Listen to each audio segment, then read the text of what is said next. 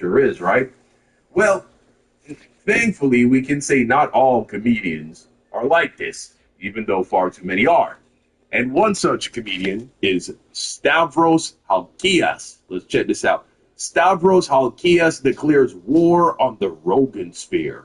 Video by American Redact. All right, let's check this out. A lot of stand-up comics happen the last couple of years to have some of the dumbest opinions on earth, and they are my friends. I also, to be honest with you, love stand-up comedy so much. I mean, truly, I love it more than anything in a sometimes pathetic way. And I don't like that the thought process of a lot of people is that this is a right-wing art form. Yeah, that does piss me off, right? So I do think That's new, right? it's really new. The whole point was like, I mean, Alright, so it looks like Stavros Halkias has officially doubled down on his stance that a lot of his friends and peers in the comedy world have completely ruined what it means to be a comedian nowadays, as he just appeared on a podcast for the New York Times, where he seemingly took shots at guys like Matt Rife, Joe Rogan, Tony Hinchcliffe, Tom Segura, and even Dave Chappelle. And the best part about Stavros doing this is, of course, the timing of it all, because he's currently on a comedy podcast press tour promoting his upcoming comedy special, Uncle Stav. So let's all pray that he appears on some of these Rogan Sphere podcasts and confronts these guys with the exact criticisms he's making here. Like, it would just be so funny to see him say what he says in this next clip here to someone like Rogan, Hinchcliffe, or even Andrew Schultz. I think, especially for comedians, the main thing that they were responding to, and tell me if you think I'm wrong, is that people were trying to silence them. yes, and that's so. I mean, it's so clear they were fucking wrong. Like that's the hardest part. It's like, guys, even if that was true, like you can't think of a different word. Like that's another thing that pisses me off. We were just talking about it. It's good to have restrictions. Like if a lot of the people complaining were shitty at stand-up. That's the thing that was tough. It's like, Yeah. I know you haven't tried. What do you mean I can't say the hard R? How am I supposed to be funny? Right? It's hard to make this joke work. Try to make it work without it. Just for fucking 3 months, try to make it work without a slur, right? And it's like, oh, who cares if you couldn't say, like, you're not martyrs. Lenny Bruce actually went to fucking jail for this. You know what I mean? Like we want to pretend we have victims. Like, it's so funny because these are, a lot of times it was so hypocritical because these are people who are like, oh, that guy's being. Here's a reality. If you're talking about a group of people and you're making a joke, if you have to use a slur, that means there is no joke. It's not funny. You're just being racist. Because if the funny part is making some kind of commentary about the group of people that you're talking about, then you wouldn't have to use the slur. You would be able to still talk about that group, calling them by the name, the identity marker that they typically go by, right? If you got to say the hard R, if you got to say the F slur, you know, then the joke is, oh, look, I'm being racist. Isn't that funny? Victim, where it's like, that's the biggest victim mentality of all time. I can't say a couple slurs, and now it's like, that's the thing that always I didn't get is like, as a comic, Right. don't you want to be good enough that you can take over, that you can Get away, like, because that is how I saw it. No crunch. Yeah. Because If you're good enough, you can get away with it. totally. And so Stavros obviously doesn't mention anyone by name here, but come on. There's only like 4 or 5 comics that really fit the bill here. Like some of Stavros' friends spent years acting like their speech was being oppressed just because platforms told them that they couldn't say the F slur. Yeah, That the was least funny comedians. basically the entire identity of the Rogan sphere for a while there. Like how many times have we heard them on the podcast? Why is it that you've never heard Cat Williams, right, Chris Rock? Why is it that you've never heard guys like that get up on stage and cry about, oh, I'm being silenced, right? Even a guy like Louis C.K., who's been problematic. You know, I just listened to his most recent stand-up comedy special on Netflix, and I thought it was funny. I thought it was pretty funny, and he was able to do it without using a single slur or, being racist. And I think he did have some, kind of off-color jokes, but it was so clear by the delivery that he wasn't trying to be bigoted with the way he was communicating. And so it's possible, and comedians have been doing it forever. These guys just suck at comedy. ranting about how cancel culture was destroying comedy and how that they were all being treated as victims of the woke coronavirus. That whole mentality probably made a lot of these guys even worse at comedy than they already were. Because instead of figuring out how to make a joke funnier, they simply just started performing inside of an echo chamber of yes men that would worship them for whatever they said on stage. Like they've surrounded themselves with audiences that already love everything. Wow, Joe Rogan is. Domino's new s'mores lava cakes are only $6.99 when I mix and match, which means they're. Like they've surrounded themselves with audiences that already love everything. Wow, Joe Rogan is so tiny, bro. Oh my god, he's like a little Oompa Loompa. Whoa. Day. And that's something that Stavros is actually. Whoa, this is fucking insane. Happening. If this gotta be like photoshopped or something. It does kind of look like he is looking. We are making eye contact, bro. So, but he doesn't want thousands of people hooting and hollering at every joke just because they're already fans of his. Because eventually, as a comedian, you stop finding out which jokes actually suck. That's what I want. I really want adversity because I think going in front of your cheering fans, you get shit.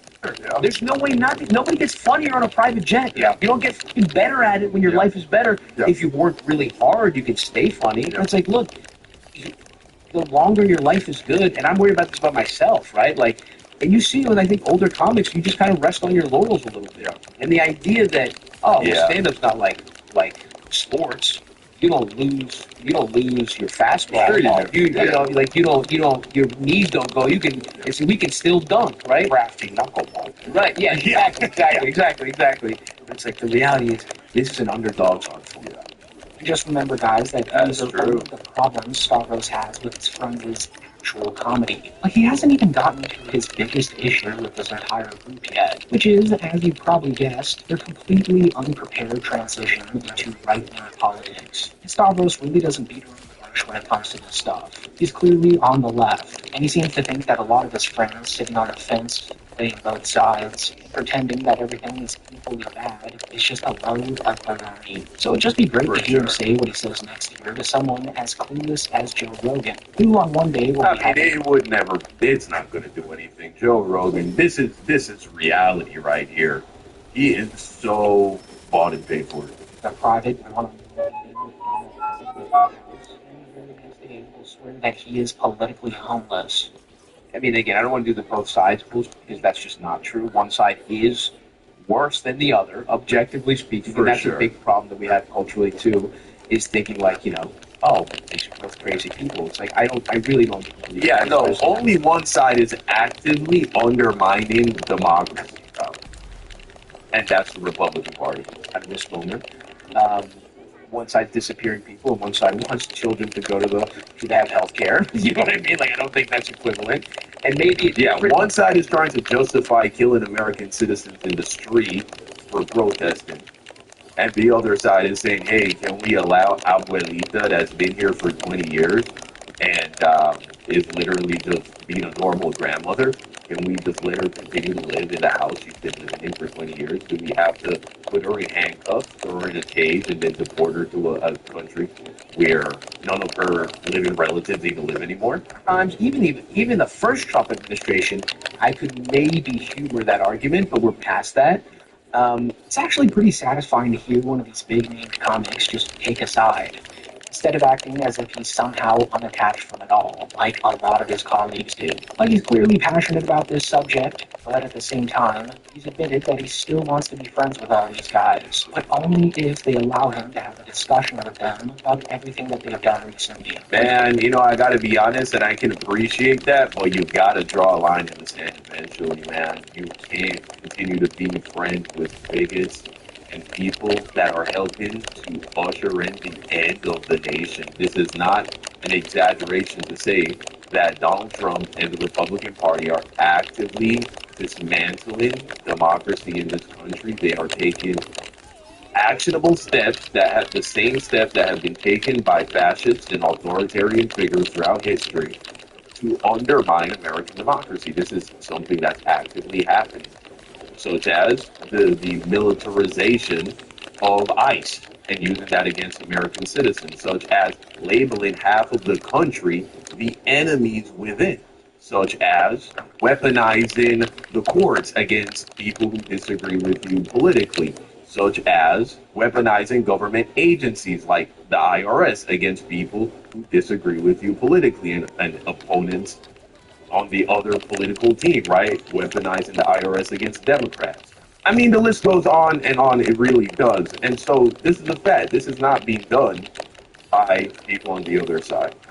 Would hopefully, fingers crossed, be a public podcast, because there is no way that it wouldn't turn into a heated conversation, especially if it were with someone like Joe Rogan. And the reason I say this is because during this next clip here, when the topic of conversation shifts towards his thoughts on his comedy pals interviewing politicians, Stavros begins to go on one of the most damning call-outs of the comedy podcast bros that I've heard in a really long time. Like, he straight up just admits that he resents his peers for accepting interviews with the president and the vice president and a bunch of these vile tech billionaires. Because during these interviews, none of them acted like comedians while interviewing them. Instead, as you likely know by now, they just brown-nosed them to no end. Yup.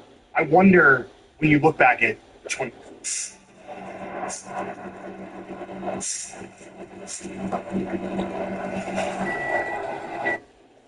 When you look back at 2024 and the run-up to that election, you saw how the right was activating or maybe in some cases weaponizing comedy in the podcast space. Yeah.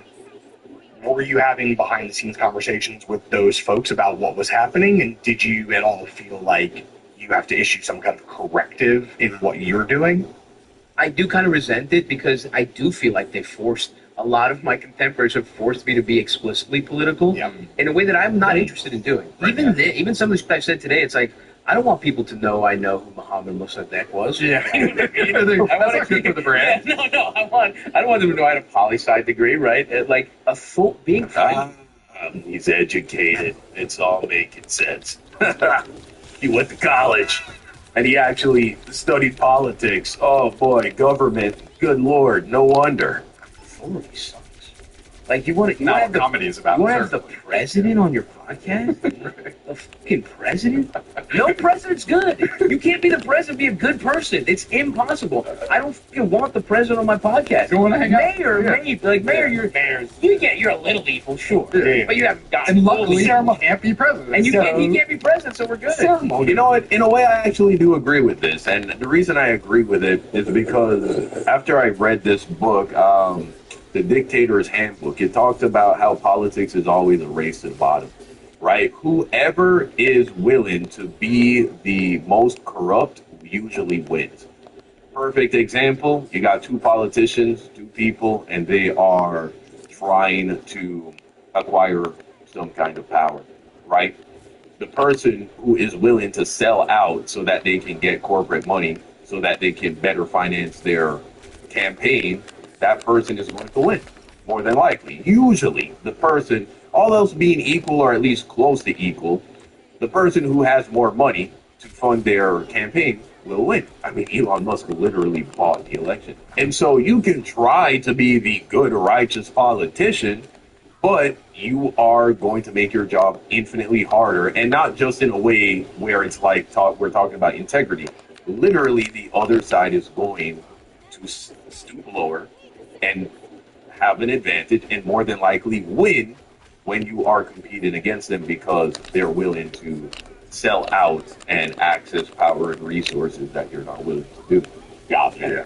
And as for why they did these interviews with these politicians and elites, no one really knows, but Stavros hopes that some were naive and just thought they were providing a good podcast to their audience. The worst reason as to why they did them, though, is perhaps that they genuinely thought they were qualified to interview a presidential candidate, which is the more likely reason for all of them, besides maybe Theo Von. But not every politician is a fucking fascist that hates democracy. At least we can say that. And so, right, the demagogues and authoritarian leaning people, we don't have to contend with that. Either way, Stavros thinks it was a huge mistake. But and so yes, I do resent that because I think what happened is it's a mix of things. Okay. At the best, the most charitable reading is some people thought their platform was important enough to host either the president of the United States, the vice president, whatever, and they want to do a public service. And I think that was naive. You're either naive, which some people I think were, or you're so arrogant that you think that's true. And I do think, again, I haven't done an arena tour. I bet you arena tour psychosis is real, right? You're out of touch. So out of touch. Like, Right, yeah. If 15,000 people for 2 months straight, like, you think you're fucking you're Julius Caesar. Right, yeah. He's got 20,000 people to cheer for them. Yeah. And I do think some guys made a shrewd Calculation. Here's the thing. They saw where the wind was blowing. Whatever it is, whatever the answer is, Yeah. I think it was a mistake. You know, Whether you I think if you're going to take that charitable angle, it's impossible that they haven't turned at this point, right? So if you're still right-wing coded, if you're still making excuses, if you're even saying things like both sides are bad, if you're doing that, then you're completely disqualified. You would have to be like, oh, I was dumb, I was stupid, I was deceived. I really was outside of my depth. I made a huge mistake bringing this person on. I thought I knew something about politics. Clearly, I knew nothing about politics. I was clearly not well read enough, and I completely underestimated my influence. We gotta support the Democrats. Our nation is in trouble. If that's not your posture after having Trump on as like a guest, as one of these like famous comedians, then you can't give him that charitable out. Premium cuts of meat without the premium prices. It's an Aldi thing. We're here in Hollywood at the LA Film School campus. Let me show you our pro spaces where our students work. Like famous comedians, then you can't give them that charitable out.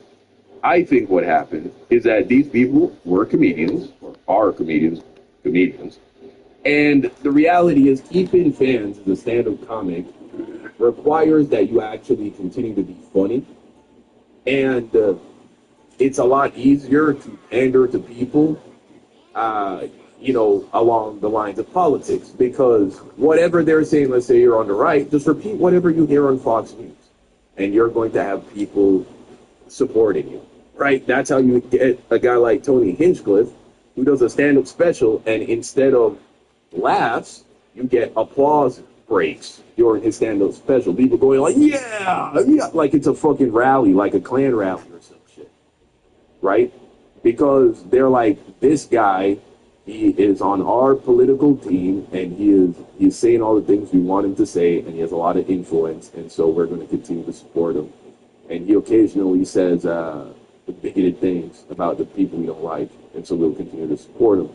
And so I think they realized that, oh wow, this kind of loyalty, this kind of argument is a lot more passionate, a lot more loyal, and a lot easier to please. And so they decided to pivot. And that's also why you see a lot of these guys, they weren't very funny to begin with, but once they became more political, they became way less funny. You can make an argument that Tony Hinchcliffe was never a funny comedian, but if you watch his old stuff compared to the shit he just released, he got worse, bro. Naive, Same thing with Rogan, which is the one I respect the most, or whether you're calculating, cynical, Yeah. or whether you think you are actually smart enough to, because journalists should be having these conversations. That's the thing. It's like, and look, I do think some comedians could maybe rise to the occasion of being capable of that, but you would have to do a lot more research. Oh, yeah. What's funny about what Stav is saying here is that it's not really that much of a hot take to anyone besides the guys who did the interviews. And the fact that Stavros Halkias has to be the one to say it out loud kind of just shows you how fake a lot of these comics are to each other. Bro, I mean, anyone who reads even just one book by a political expert, whether that be a journalist, a political scientist, a historian, that makes the argument for why Donald Trump is a fascist and how he is eroding American democracy, it's not possible to even read not even just one of those books and at the very least be very hesitant to continue to support MAGA and Donald Trump. right? Now, maybe if you were already a MAGA person or a conservative, maybe because you're biased, you would say, okay, let me see if I can find people who can give counter arguments to these points. But at the very least, you're going to be like, whoa, this is because the evidence is so plentiful and so strong. And in all reality, if you're not a delusional person, you're going to realize, bro, that this Trump guy is no good. At the end of the day, I think most comics share this opinion with Stavros. But being that their careers depend on making relationships with the people who own the largest comedy platforms in the world, a lot of them aren't willing to risk that in order to say the truth. But the fact that Joe Rogan labels himself as a professional comedian and turns around and slobbers on the Epstein class without even poking fun of them in the slightest. Yeah, if you want a book recommendation, by the way, that does exactly that, and it's a great read, whether or not you already hate the Trump administration or not, is How Democracies Die. Great book. Absurd. And it's super surprising that more comedians don't call him out for that. I mean, of course, you have the Jesselnicks, the Mark Marons, and even Zach Galifianakis, but it just seems like there should be way more comedians doing that. There's a hierarchy to authority that, like, yeah, you shouldn't want to be around. Like, these people are bad. You're taking stand-up comedy back to its roots. Yeah. Don't hang out with the president. No, yeah. The president is a fucking piece of no matter who it is. Like, that's almost always true. I like that. That's the red line. Is if you have if you're a comedian, you have a podcast, you cannot have the president on. I just think you can, but you have to treat it like a fucking real. Like, no, you can do. Look, you can do whatever the fuck you want, but like. If you have somebody on there and it's like someone with real power, right? Yeah. And not just the president, like in titans of industry, right? Tim Cook, any of these fucking AI kids, right? Like, you can't have these people on and suck there for 2 hours and not challenge them. And the whole point of stand-up is you challenge that it's again, I hate this. This is the corniest bullshit on earth. It's the stuff I wanted to get away from stand-up, right? You think I like doing political jokes? They fucking suck. This is not funny. I'm trying my hardest to make this sort of okay. I don't want to, like, some people are good at it, but I don't want to be Louis Black. Yeah.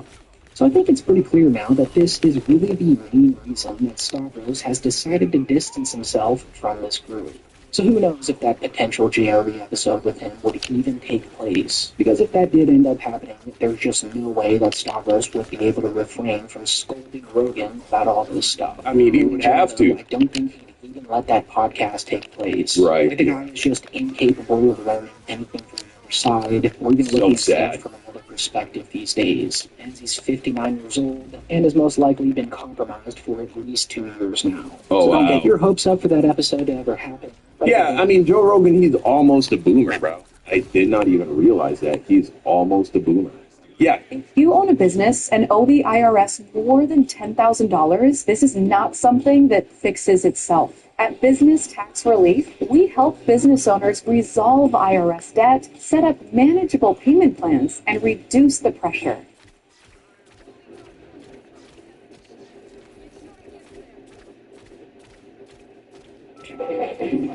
Good afternoon. My name is Jordan. Hi, my name is Joe. I'm Ethan, your Honda Certified Technician. I'll be working on your vehicle today. Front brakes are right around 30% life, so I will send you over a quote for that. Find that your left rear tire has 80% life left. Left rear suspension's in good shape. Your service writer will be with you shortly, and I thank you for your time.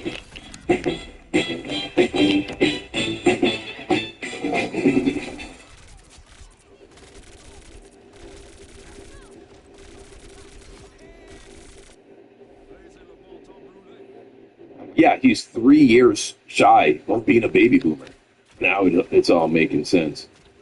It would certainly make for a great video. But anyways, besides calling the enlightened meatheads out for their politics, another area that Stavros criticized them, and comedians in general for, is that it seems like the main goal in comedy these days is to become the next arena touring comedian, like Dave Chappelle, Shane Gillis, and even Matt Rife. So somewhere along the lines of trying to become a literal billionaire, these comedians have fallen out with the truth of what actually makes them funny, which just drives someone like Hawkius absolutely insane.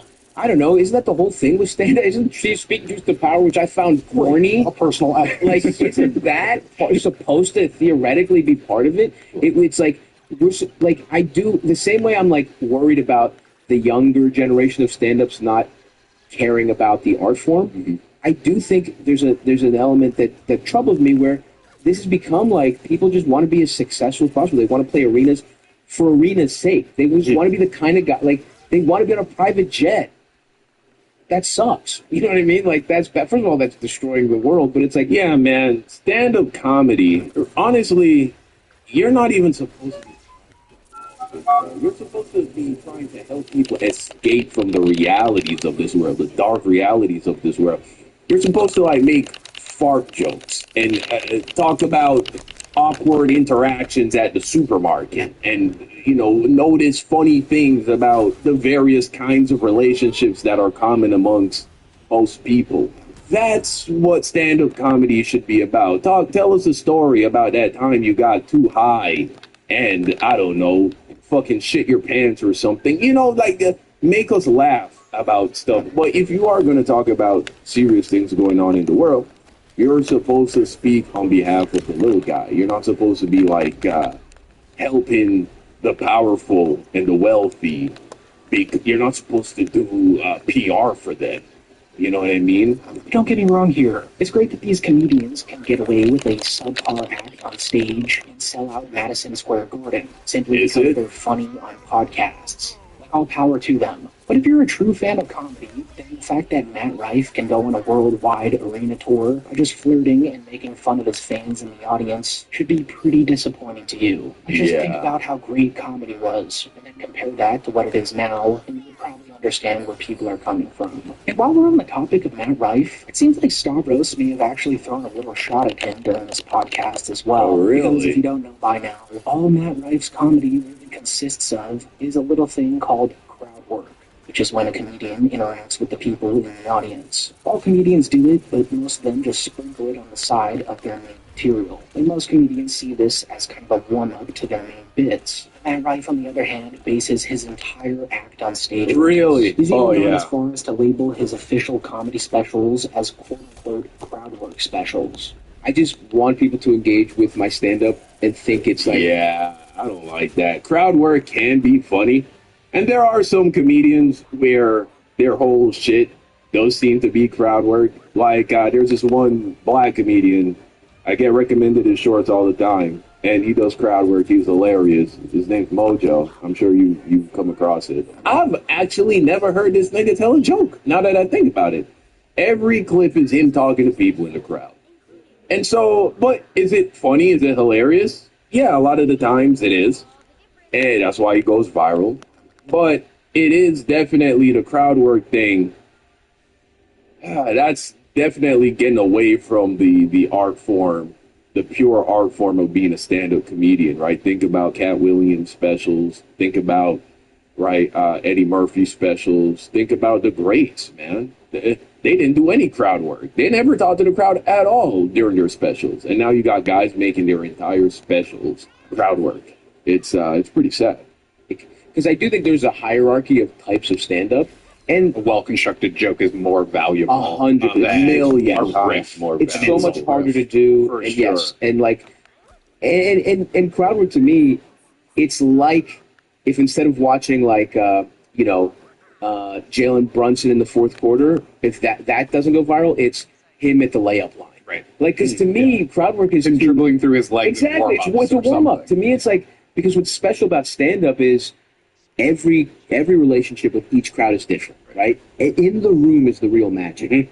And I sort of looked at crowd work as I'm almost like opening for myself, or I'm getting acclimated with these people, and we're feeling like a You're unit. softening them up and also softening yourself.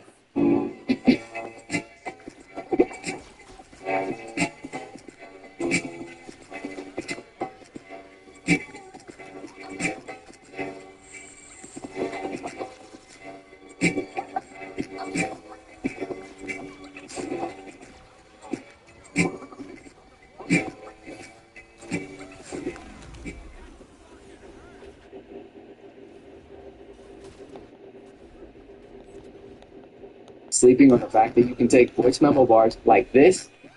Woke up this morning and said, let's go get it, no more comparison. Gave all my shame up to God, you can't embarrass this. And plug it into Suno and get this. Woke up this morning, said, let's go get it, no more comparison. Gave all my shame up to G.O.D., you can't embarrass this. Good luck, ayy, or should I say favor?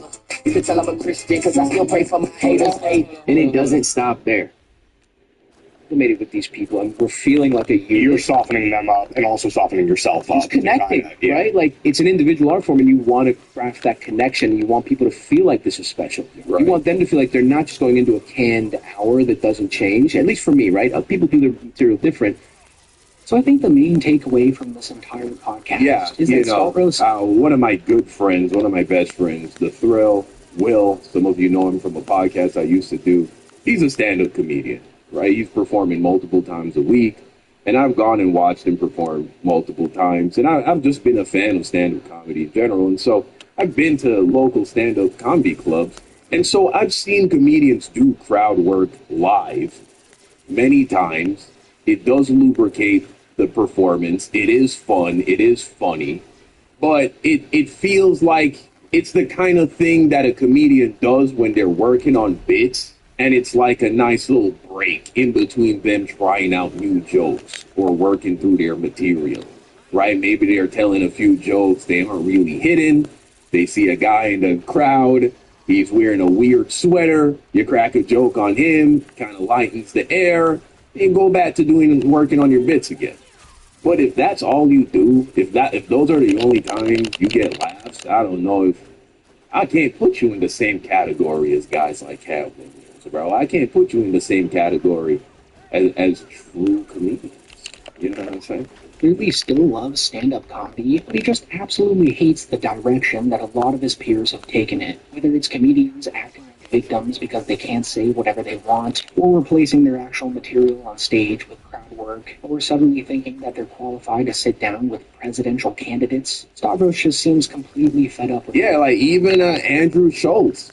Right, when he was blowing up, I feel like that was a lot of when he was doing his stand-up sets. That was a lot of the clips that went viral for him and made him seem like this really successful comedian. Were crowd work clips. And what makes this so much more interesting is that these aren't just some random comedians that he's criticizing. Like, a lot of these guys are legitimately his friends, and he still seems to want relationships with them. So hopefully this press tour actually takes him back into the Rogan sphere, because... Yeah, I don't know, man. I don't know, right? Sometimes you just gotta draw a line in the sand, right? If you stand for something, you can't stand for something and continue to be all buddy-buddy with people that are really helping to push evil. And that's really what these guys are doing, man. These guys are actively helping to usher in the end of America. And that is not an exaggeration. But that's the video, guys. You let me know what you think in the comment section down below. Thank you for watching. And until next time, peace out.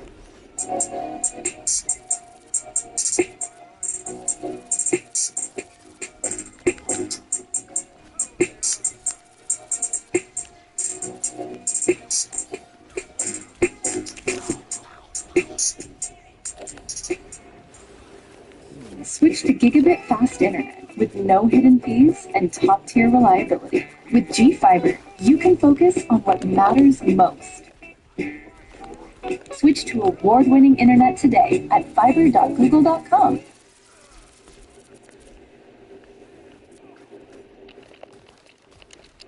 Only 0 Robux. I'll tell you how to get. Download this app. Choose your Robux amount and watch it show up in your account. Download and try it now.